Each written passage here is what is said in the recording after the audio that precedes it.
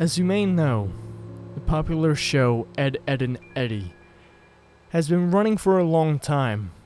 However, between October 7th, 2003 and October 21st, 2003, episode 34 was accidentally released 1 week before it was scheduled to.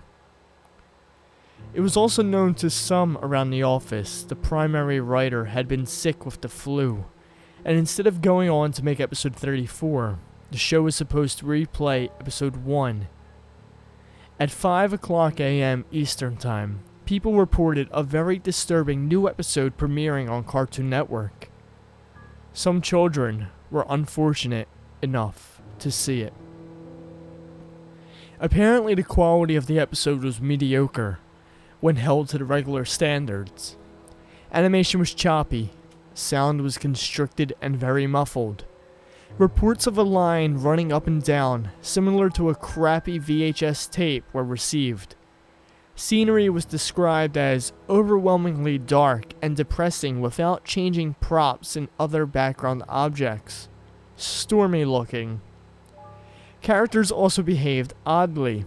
Instead of the normal goofy hijinks-inspired personalities, viewers complained they seemed extremely agitated, gratuitously hateful toward each other, and constantly about to begin sobbing after the lines. The protagonist also had a very bad lisp. No one knows why, but he spoke with a sexual tone, and that further bothered the viewers. I was one of these viewers. The episode began with Eddy walking down the street with Ed. I noted that Ed was missing. There was an angular shot coming in front of the two to show them walking toward the viewer. He, Eddy, was wearing the angry look he does when something goes wrong. His eyes were red around the iris. Ed looked absolutely forlorn and practically dragged behind Eddy, tears in his eyes, which were both lazy and looking in opposite outward directions. Kevin, the series antagonist, was riding his bike opposite of the Eds towards them. The shot became blurry, and the low moans were heard coming from Eddy before Kevin hit him, which never happened because the screen went back to black. The screen then snapped back, and Kevin was again headed toward Eddy. The view was so blurry this time, all I saw was a green blob headed toward a yellow one. Again, the low moan, only this time it sounded like the microphone was broken and loud static came, greatly overshadowing the moan. A claymation sequence of Double D sleeping in Eddy's bed came up. Honestly, it may have just been the abruptness, but I jumped and shivered. Waking up and getting out of bed, he moved oddly around the circular room. The fast pitter-patter of footsteps began the only audio.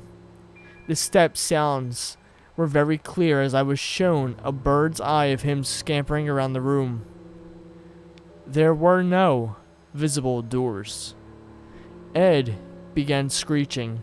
It sounded like a fish or cat, as he moved wildly around the cell of a room faster and faster until the screen began blurring again, the purple room's color swallowing a now orange blur.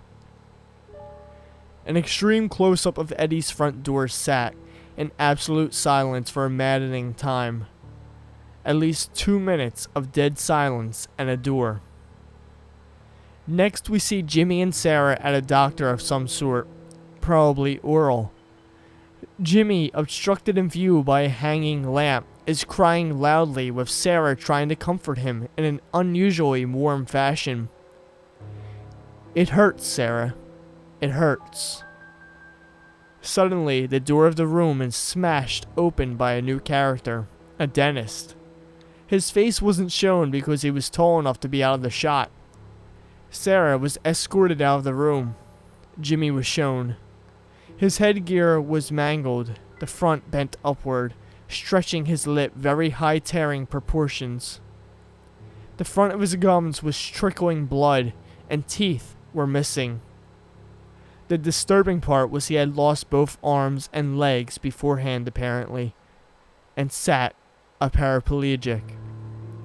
I almost cried as I came to the conclusion the others had beaten him up and bent his headgear.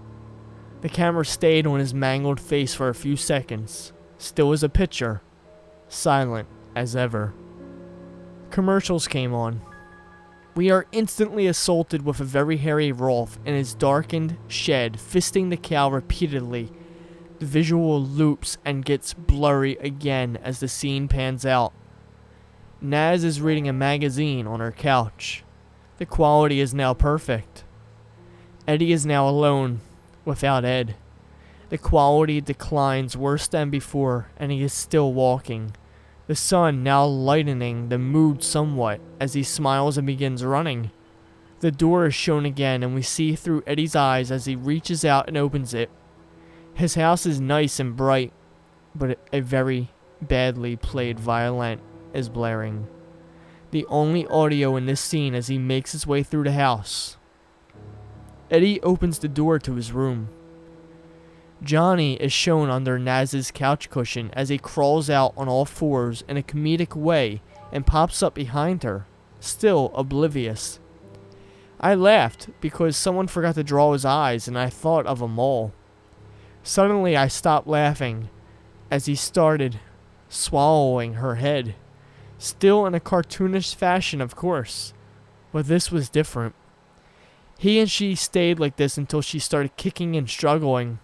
Johnny held her like this until she went limp. A zoom in on his face revealed extremely small human eyes. Double D was laying on Eddy's floor, no longer in claymation.